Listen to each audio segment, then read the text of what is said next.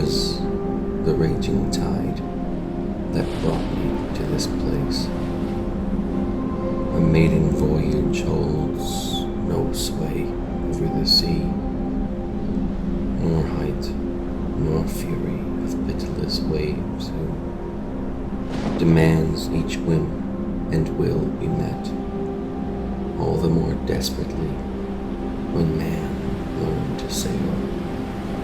Ah, man, however eager he works forever fruitlessly to claim for himself the power to reign over his life for a single day. And for this, there exists no more compelling case than the night and the storm that carried my soul away. It was the sea that stirred in secret in the deep, whose tidal force usurped my course, whose will to appease the treasure I had sought and found, a pearl in ribbons, veiled and crowned. Thus my prize was seized from me as I was cast into the deep, hurled from off my water steed, my sainted steed that braved the seas and bore the crest of fleur-de-lis.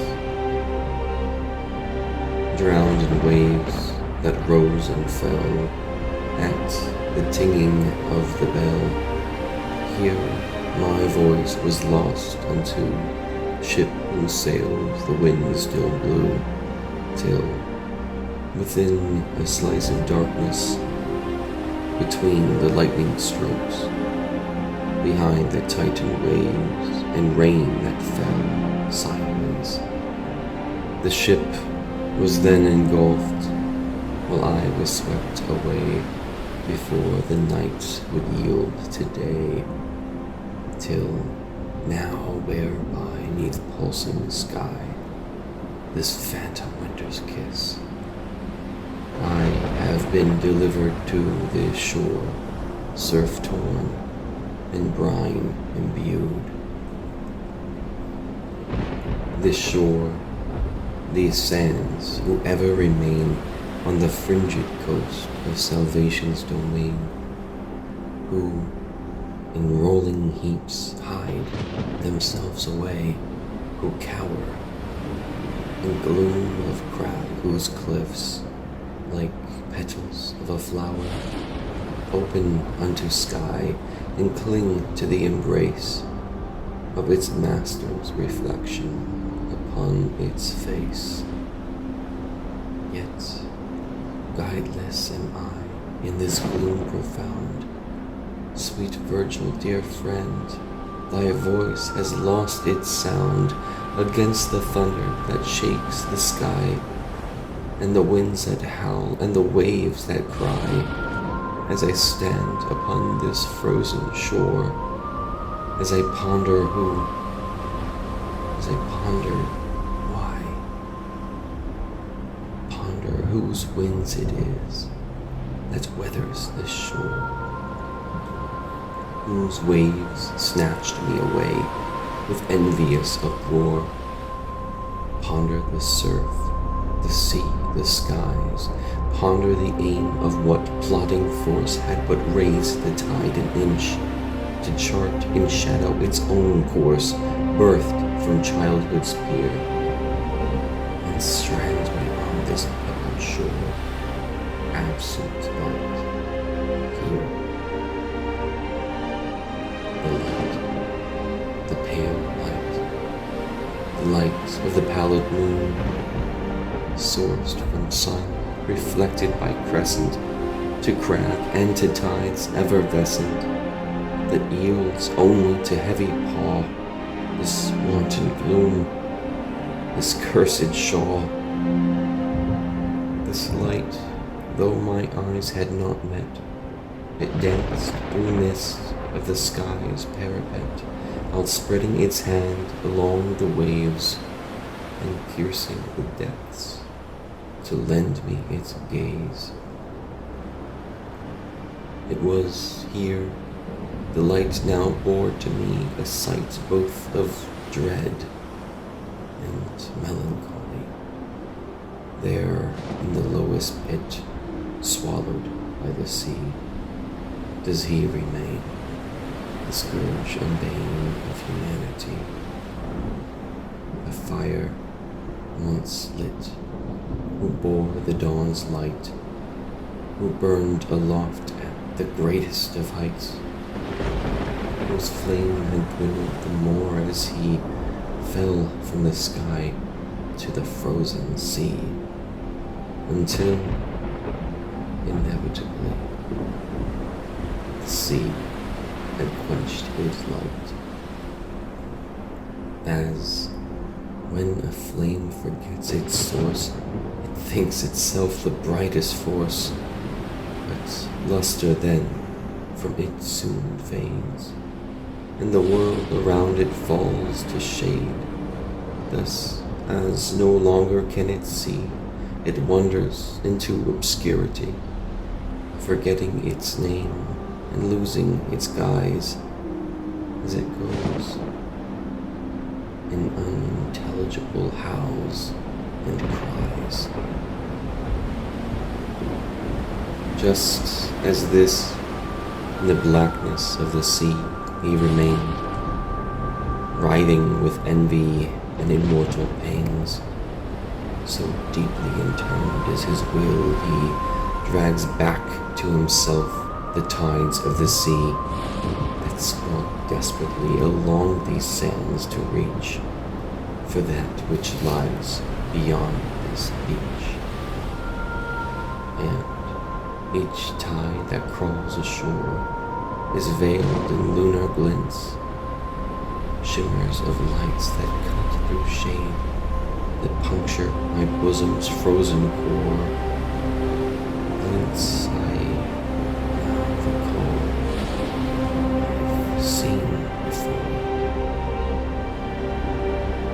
Lo, the glints, the moon's pale tears, she shed then and now, for those countless years, I let loose the lids of my eyes unclosed, let slip thy will, my will deposed.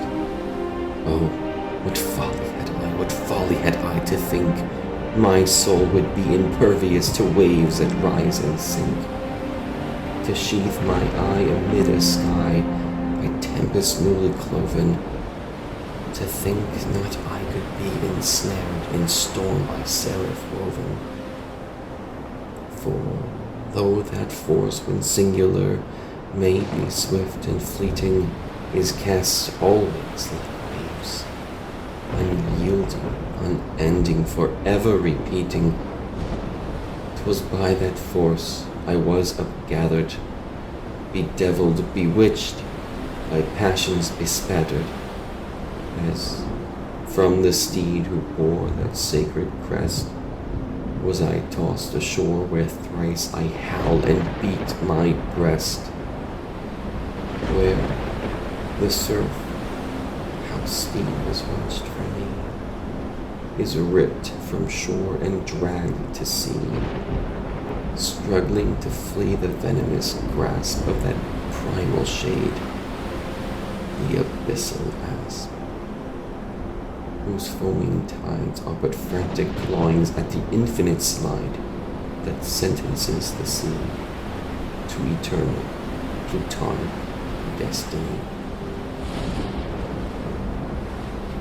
It was this sight and thought and more, the wind that stung colder than times before, that spit icy wisps of sea, that kicked the sands, who then would whip my lonely flesh ashore. It was the bitter taste of such immeasurable space, occupied by no more than I. It was all of these that drew to me the weeping tides of lonely sea, as both of us, it and I, affixed our eyes to shrouded skies, thirsting for the burning source of gentle lunar gaze.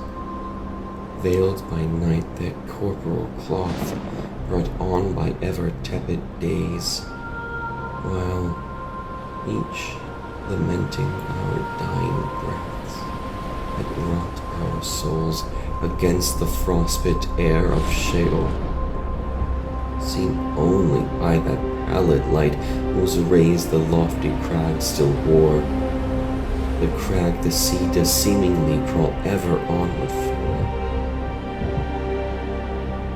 Laden down by frigid pall, I fell to tides that towards me call. Ah, the frozen tides, by night so chill, whose bite my sorrow swiftly killed. The lulling tide each time now steals the sands beneath my toes and heels. Ah, down to that slide I descend, as with the sands my body blends to form with them a rolling heap, as I plunge further to the deep. Yet, before the sands could take my sight, my eyes caught glimpse of ambient light. Then, from my periphery there blew the petal of a white lily. Then followed there in hastened pace few more that now, in all, were 3. They skimmed and scraped along the tide, and flew past shore towards mountainside, where there emerged atop some dune few puffs of breath that rose in plumes, and from it followed a maiden who I had not the strength to do much else than gaze upon. The biting wind had nipped her skin, for her cheeks and her nose wore a pale shade of rose, revealing the warmth she held within. Radiant like the moon is she, whose beauty pierces the thundering skies and wreathes the funneling stars into a crown that sits atop her flowing locks of cedar brown that round in wind does droop. There is but one alone, other than God on high, who could bear to brave the wrathful sea to this isle of shade that imprisons me. Who other than her, she who holds within her palm vestiges of secret truth. I spoke to her long ago in seasons of tortured youth. Who other than she, from whom my heart could never win, my darling, my love, my pearl, my bride. Straightway she ran across the shore and held me close to her bosom's core. My sight, still heavy, to skies again raised, she turned to her eyes, in which was encased a flickering light, ever bright like of a flame taken from the burning sun. On my face, wet, cold, and freckled with sand, she placed her soft and gentle hand, as deep she looked into my eyes, and sweetly bid me to arise. Return with me, O soul forlorn, above this veil of tears and scorn. With time thy soul shall be set free from gloom of crag and misery. Thy lips again shall spill with song and choirs of stars that round him throng. Thus, let thy form from shore be rend, to mountain pass let us ascend, to reach the gaze of moon and flee this phantom kiss of death, to ride the waves of lunar gaze past the misty Parageth. Thus, cleave your flesh close to my side, for I shall be your soul's sweet guide. Take my hand, now let us go together past the shores of Cato.